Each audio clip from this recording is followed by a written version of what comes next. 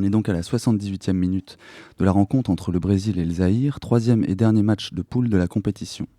Le Brésil mène 2 buts à 0 et obtient un dangereux coup franc aux abords de la surface zaïroise.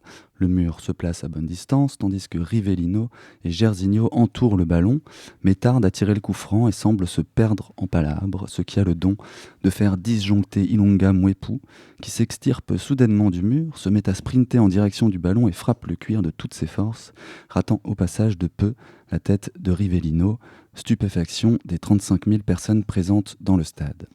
Un geste qui a souvent été considéré comme un coup de folie, parfois même perçu, on l'a vu, comme une méconnaissance des règles.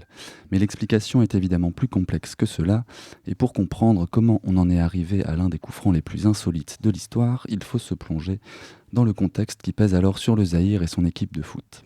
C'est que le général Mobutu Sese Seko, au pouvoir depuis son coup d'État en 65 et qui le gardera le pouvoir jusqu'en 97, aura rapidement cherché à instrumentaliser le sport et va notamment déployer de grands moyens pour développer le foot dans son pays qu'il gère par ailleurs d'une main de fer. Il va notamment placer des entraîneurs étrangers à la tête de l'équipe nationale, organiser des entraînements au Brésil et surtout rapatrier les joueurs congolais qui évoluent en Belgique chez l'ancien colonisateur. Je vous ai rappelé avec le seul objectif de former une équipe bénéfique à ce grand pays. Chacun doit faire le maximum pour défendre le prestige national.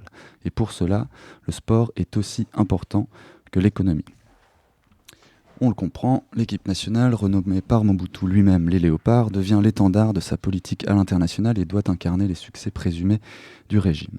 Après cette défaite inaugurale, les joueurs se voient privés de la prime de match à laquelle ils ont pourtant droit, et certains des joueurs soupçonnent la fédération de s'être gardé la prime de la FIFA à leur détriment.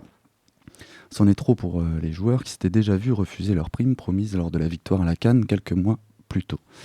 Des luttes intestines secouent donc la sélection avant le deuxième match face à la Yougoslavie qui va démarrer de la pire des manières. 1-0, 2-0, 3-0 dès la 18e minute de jeu. À ce moment du match, le coach des Léopards va même remplacer son gardien, persuadé que celui-ci fait la grève des arrêts.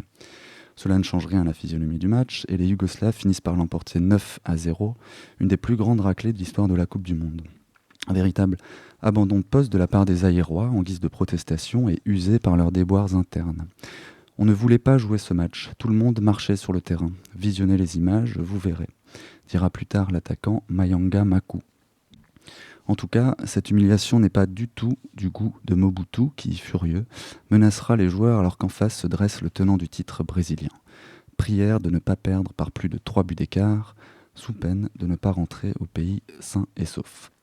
C'est donc dans ce contexte de terreur, en étant mené de 2 buts, que le défenseur Joseph Ilunga Mwepu commit donc ce geste qui est rentré dans la postérité. Un geste finalement, on le comprend, pas si irraisonné que cela, mu par la protestation et aussi la volonté à ce moment de gagner du temps dans cette fin de match. Je voulais me faire expulser, dira-t-il plus tard. Je connaissais les règles, je n'avais aucune raison de continuer à risquer une blessure alors que ceux qui allaient profiter de l'argent étaient assis en tribune à regarder. Fini la mascarade. Le Brésil inscrira tout de même un but supplémentaire, mais le tableau d'affichage restera bloqué, fort heureusement pour les Léopards, sur le score de 3-0. Aujourd'hui encore, les Léopards de 74 demeurent des icônes négligées du sport congolais et sont rapidement retombés dans l'oubli et pour certains dans la pauvreté aussi. L'injustice, quant aux primes, n'aura jamais été réparée et en 2013, Joseph Ilunga Mwepu et d'autres anciens de ses coéquipiers participent à une manifestation devant le ministère du Budget pour réclamer le versement des primes promises près de 40 ans plus tôt. On a demandé, mais le gouvernement ne nous a payé que pendant 4 mois, rajoute Mambwene Mana, milieu de terrain à l'époque. Pourtant, ce que nous avons fait, c'était énorme. Nous étions les premiers Africains noirs à participer à la Coupe du Monde, mais rien n'a été fait. Qu'au moins ici, le geste de Mwepu soit sauvé de l'ignorance européenne et réhabilité comme un authentique acte de protestation.